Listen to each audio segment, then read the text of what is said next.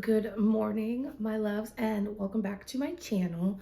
I went MIA a little bit over the weekend because my parents came up and I really wanted to be present when they were here and like spend time with them. Also had to work on Saturday. We have to work, I'm a claims adjuster, but we have to work a Saturday every couple of weeks and it's really annoying, but it's fine. So they will come up and help me with my daughter so I can make my phone calls and stuff.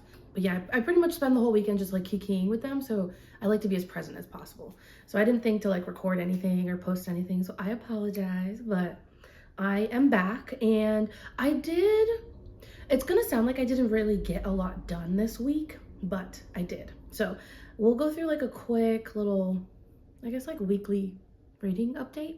But I did more than read. I also watched. That sounds funny. That sounds like I was watching somebody. I watched TV too. So I love anime. I love anime. I'm not like I'm not a seasoned anime watcher. You know, don't come for me because I haven't seen Dragon Ball Z or One Piece. I have not seen One Piece. My nephew keeps trying to get me to watch it, but I'm scared because it's really, really long. And I watched Bleach start to finish and I was fine, but I didn't have a kid back then. So One Piece intimidates me quite a bit, actually. We'll see. I'll get to it one day. I will watch it because he never stops talking about how amazing it is, and I trust him. I trust my nephew so much when it comes to anime, so I will watch it. It's like a really long show, and is it done? I think they're still making episodes. Anyways. So this weekend, I started A Condition Called Love. It's really sweet. It's really sweet. It's also really, really cringy, but like kind of an endearing way. Like I was like, oh, but I couldn't stop watching. I loved it. I think I'm on episode 5, if I'm not mistaken. Yeah, I think I'm on episode 5. Hananoi is scary. He's like kind of creepy, borderline psychopath, but it's like with the best intentions possible. It really is. And I'm on the episode where he goes out with Hotaru and her friends, and like one of her friends' boyfriends is like trying to be friendly with him, and he's like, yeah, no, I'm not here for you. I'm here for my girl, and I don't want to make friends. And I was like, oh, okay. But I liked it. I don't know why, but it made me giddy when he did that. So he's kind of a dick, but I'm enjoying the show a lot so far. Hananoi, like I said, he's kind of a psychopath. It is giving insta-love, very, very much so on his behalf. But I think that just kind of like adds character. I don't know, it makes the show, I don't know, like sweet or something. Anyways, I rewatched Attack on Titan for like the 5th time, all the way through. So I needed something lighthearted. I needed to move on. So I picked A Condition of Love. I think it only has like 1 or 2 seasons on Crunchyroll. So I was like, I'll pick this. And I'm really glad I did. So I am going to see if I can finish that this week because I am really enjoying it. I started watching 86 right after the last time I finished Attack on Titan because I don't know, like Attack on Titan is like a comfort show for me, which I know sounds crazy because of what it is and how like devastating and desperate and just like, it's just so sad. Like the creators of Attack on Titan, both the manga and the anime, they literally just went out to destroy you. And they did a really good job. How many times have I watched the show and I will still cry? It's insane. My favorite anime of all time, adventure action wise, I think, would be Attack on Titan. And then my favorite romance anime is Fruit Baskets. I never know where the S goes. I digress. I would like to get back into 86 now that some time has passed between Attack on Titan and 86. I feel like I'll be able to appreciate it because I went into it kind of expecting it to be like Attack on Titan, and it's really not. So I felt myself being like disappointed and not interested. And then I checked myself and realized that it's not the show, it's me. I went in with the wrong expectations. So I'm gonna retry 86 this week. I don't know when I'll start it though. Probably like towards the end of the week or something. Which isn't that great timing that I want to watch 86 the week of Valentine's Day. That show doesn't give sweet in any way, shape, or form. But anyways, those are the shows I'm watching. I do have a project in mind for next month, which is March, and it does involve anime. And I feel comfortable talking about it now because I have kind of gotten it together, but I would really like to do a mini series. It's not going to be like all of my content will be this, but I would like to do a mini series of animes and books that I have watched and read that give me similar feelings. I'm hoping that you guys will be able to pull recommendations from there if you like anime but you want the book version, or if you read but you want to get into anime. I'm just hoping, I don't know, it's fun. I love anime. I really, really enjoy it, but I also really enjoy reading. So I was trying to figure out a way to bring those two things together, and I think that that might be it for me. So I'm going to give that a try. I do have a little bit of a list going. Some of the books I haven't read yet. So I've got to get on track with the books, but the ones I have read and the shows I have watched so far, I'll be trying to see how I can like create videos based off of that. I was scared to talk about it before because I wasn't sure if I'd be able to like, you know, act on it, but I've watched plenty of animes. They might not be like the OG animes, but I have watched a lot of anime and I read a lot. So it's really just been drawing comparisons between the two and trying to get them to kind of like, to see which books and which animes kind of go together. So I'm gonna have a lot of fun with that. And even if nobody walks away with any recommendations, I'm watching new animes and enjoying it and reading new books and enjoying them. So my thumbs always want to make an appearance in every video. So sorry guys. Let's get to the reading. So last week I read The Prison Healer. Why aren't more people reading this and talking about it? I feel like it's really, really underhyped and I don't know why. It is so good. When it comes to the world building, I do feel like there was a little bit of info dump. Like it kind of felt like she was trying to create the whole world within the first 5 chapters. That was a little overwhelming and it was kind of hard to like get through, but not so hard that it pulled me out or anything. It was just kind of like, oh, like, couldn't you space this out a little bit more?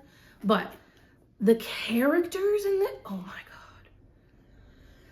There's this aspect of found family, but it's not being done in the way that I think most books do found family, and I am loving it. I am absolutely loving the way Lynette Noni is creating this, like recreating the found family trope. I don't really know all of the tropes, so I'm gonna do my best, but I mean, I won't be able to name all of them. I absolutely love it. I love it. I love the side characters. Love the side characters. Tip and Maud. My heart has been beating so fast because I keep thinking about them and I'm like, and I don't want to give anything away because I want people to read it. It's so, so good. It is so good. I'm really glad that I picked it up on a whim. I really didn't have any expectations. I was like, okay, a fantasy book about a prison healer. Let's give it a try. Oh, if you pick up The Prison Healer, please, please let me know. Even if you hate it, let me know. But just my thing would be, don't go in expecting anything. That way when it, like everything just drops, you're like, what? It's really good. And the author is doing this thing where like she's drawing your attention elsewhere so that you don't realize necessarily what's going on over here. And what it creates is a plot twist that I literally had no idea what to do with myself. When it dropped, I was like, wait, what? What? I was so surprised. I was so actually surprised. I was so focused on elsewhere, right? Try not to give things away. I was so focused elsewhere that I didn't realize what was going on over here. And then when it happened, I was like, whoa. And then the book just ends. Like, it just ends like that. And I'm like, oh, but point being, this is a series that I'm going to continue soon. It's just February is really supposed to be meant to like wrap up series, continue series that I've started. I really, really want to start closing up the series that I've started so that I can move on to other series and finish those in a more timely manner, let's say. So I'm really gonna push myself to finish some of these books I have on my TBR for February, because March, I have to get to the Gilded Cage in March. I have to. And don't be surprised if I reread this. I did the immersion read, so audiobook and the physical book. The narrator, there were a couple of moments because mom life that I couldn't have the book in my hand. So I was reading via audiobook. The narrator does such a good job. She does such a good job that when I picked up the physical book again, I never felt like I was lost. It's just fantastic. And I'm gonna stop gushing about it because you guys are gonna be tired of it. But please, if you want to read a fantasy book, if you want a YA fantasy, if you want a fantasy with like a beautiful romance that's not overly done, please, and then hit me up so we can talk about it, because it was so good. It was so actually good, and I can't wait to get to the next book. I am really hoping to get to it in March. That's my goal. Another one that I've been working on, and I don't know, it's Sunbringer. It's definitely giving middle book syndrome. You know, when like you have a trilogy, you have the first book, sets up everything really nice, you're hooked, you want more, it ends on a cliffhanger. You get to book 2, And then you're like, oh my God, when will this end? When will it end? When will book 3 get here? And I screwed myself because I started book 2, Sunbringer, but book 3, Faithbreaker, I think, or Oathbreaker. No, that's a Sanderson book, Faithbreaker. That doesn't come out until April. So I'm gonna finish this week. I don't really have much left in the audiobook. I switched to the audiobook because it was just dragging too much trying to do the book itself. So I was like, I will just do audiobook. But now I've got to wait like over a month to get to book 3, which I'm pretty sure that book 3 is really just gonna like bring it all together, seal the deal. I'm gonna love the series in its entirety. But this is giving middle book. It's giving middle book. It just, the characters kind of like have split up and they're on their separate journeys. It's an epic fantasy, so I kind of expected that. They're each kind of like doing their own things. And I don't know, like I just have so far in the book and I'm like, okay.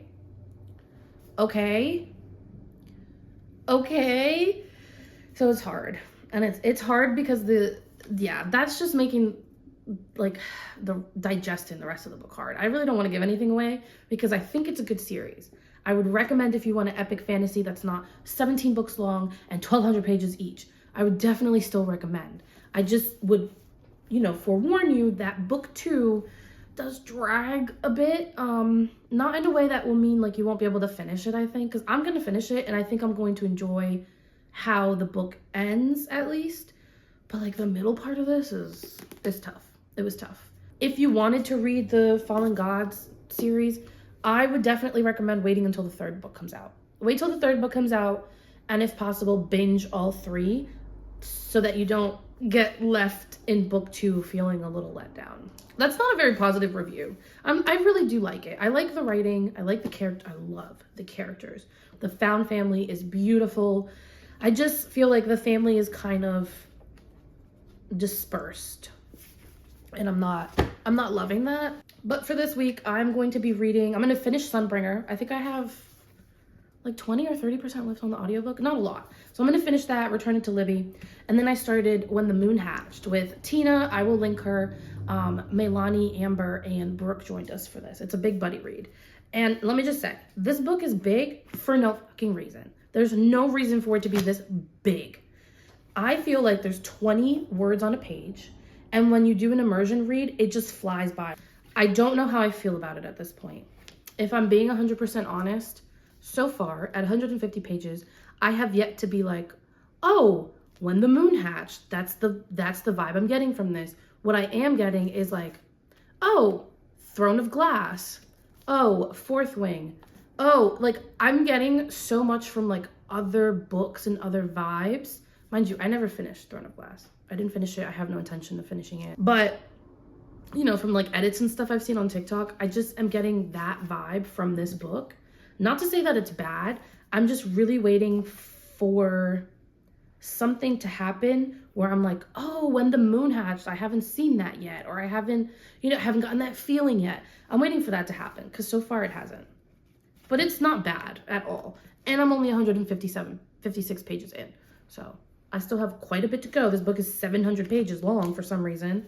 And let me tell you something, and I'll have to update you guys when I finish it. I feel like all these pages at the beginning that are devoted to like a glossary, do you. Reading is subjective.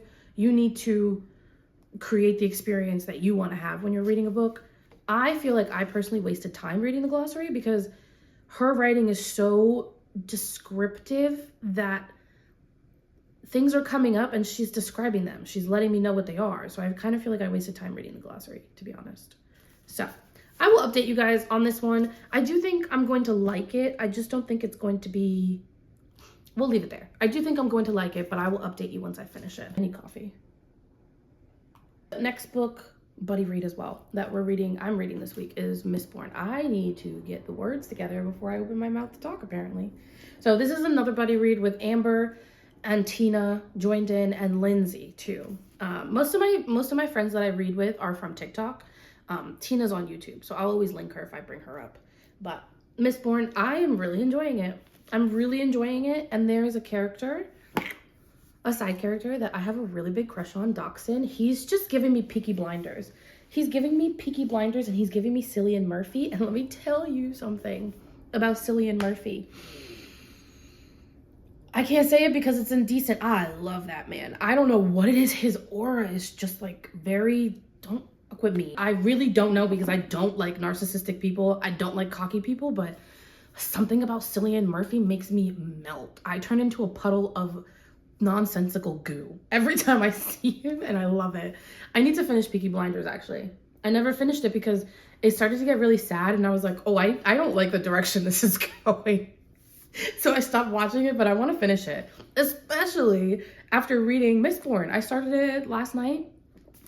It reads so well. I absolutely love Brandon Sanderson's writing so far in this book. There is a lot, not a lot, it's like an underlying comedic relief that he provides in the book, and I think that it just gives a little bit more depth to the characters, especially Kelsier, obviously, and Dachshund, of course, because my God, I just love Dachshund so much. I can't stop. And then you have Vin. My only thing is she's so young. Vin is like 16 years old, and these dudes are all like mid-30s or something. I think one of them is like a grandpa or something. So it's just like a weird mix of characters, but I also so far have been loving how Kelsier and Dachshund are kind of like bringing Vin into the fold. I appreciate the way they're doing it. I don't know. They're not making me feel icky, and they're not making me feel like they're just out to use her. Obviously, I'm only like, what, 76 pages in. I had to stop last night because I knew that if I kept reading, I was going to keep reading. And I obviously have a job that I need to wake up early for, so I'm thoroughly enjoying it. I'm really enjoying it. I'm not a huge fan of these covers, but that's my fault. Because I asked for these for Christmas for the first, the first era of Mistborn. And I don't know if I said that correctly, whatever. But I forgot to specify that I wanted the UK covers, so I ended up getting these. I'm never gonna get rid of them because I don't get rid of gifts. But they're just so busy. They're so busy on the cover, and it's like, oh, got a lot going on. And I never realized she's barefoot. I don't know if you guys will be able to see it, but she's barefoot. I thought that was weird. I don't like feet. I really hate feet. So the fact that they're barefoot when they do, I don't know, it's bugging me out. I didn't like it. But the flop is beautiful. I don't know if the UK books have that, but this flop is gorgeous. So I'm really enjoying that. I'm actually trying to pace myself because reading Mistborn and reading When the Moon Hatched at the same time is causing me, I feel bad saying it, but at the same time, who cares? I'm not hurting the book's feeling. So reading the two books at the same time, I feel like I'm not giving When the Moon Hatched a genuine chance because Mistborn is more it's more my type of fantasy than When the Moon Hatched for some reason, or the writing, there's just something going on. So I'm really having to pause with Mistborn because I could feel myself finishing it, rushing to finish it, and then I'm going to lose all interest in When the Moon Hatched. So my plan is this week to get a little bit deeper into When the Moon Hatched to maybe create that connection to the characters or the plot or something to get me more invested in that book. And then I'll start going back to Mistborn. Cause yeah, I'm already I told you, I have a crush on the main characters. I'm 76 pages in. Insta love. It's insta love. But I don't care because, oh God, Cillian Murphy. And he's not even, the way the author describes him doesn't sound like Cillian Murphy. But the moment, I don't know, there was just something, I don't want to give anything away. He did something and I was like, oh, okay. And I've been hooked on it ever since. So now that I'm done rambling about one book for 27 minutes, that's what we're reading this week. I will update you guys at the end of the week, of course, let you know what I finished, how I felt about them. I'm really excited about my buddy reads. And yeah, I guess we'll end there for today because if I keep going, I will keep going. I don't know what it is. I don't know what it is about my little YouTube corner, but I genuinely love being here and I love talking. So we're going to shut up. I will see you guys for the next video, and happy reading as always.